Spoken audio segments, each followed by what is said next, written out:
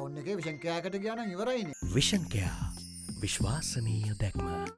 The Sri Lanka Economic Summit 2018, organised by the Ceylon Chamber of Commerce, got underway in Colombo today. At the summit, emphasis was on shaping a turnaround for the Sri Lankan economy while delving deep into areas such as trade, investment and services. The focus was also on learning from successful companies and steering the bureaucracy to work more effectively, thus meeting emerging challenges. The fuel price reforms that have been undertaken, which was a major step for us because some people say, you know, the government is indecisive, you take one step forward and then one step back. It's the nature of a coalition government. And I often tell people that you are looking at me and saying, why is it happening? You are to blame. And I turn around and tell them, you are to blame because that's a mandate you gave us. Now this situation, the reason I'm saying this is, this situation can continue in the future too. The State Minister of Finance went on to speak about much needed public sector reforms.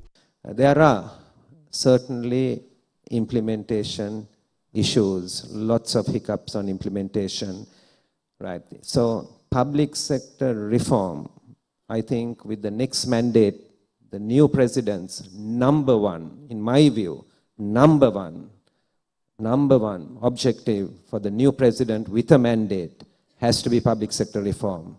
Sri Lanka has nearly 1.4 million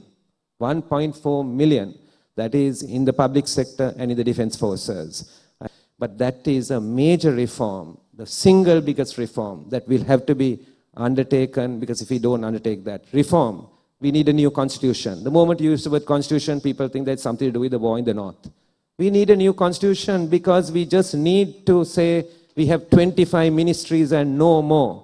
These are the ministries. They are defined in the constitution. No political leader in this country should be given any discretion to decide what the ministries of this country are, because they have failed us for 70 years. Why should we give them that? We should put it in the constitution.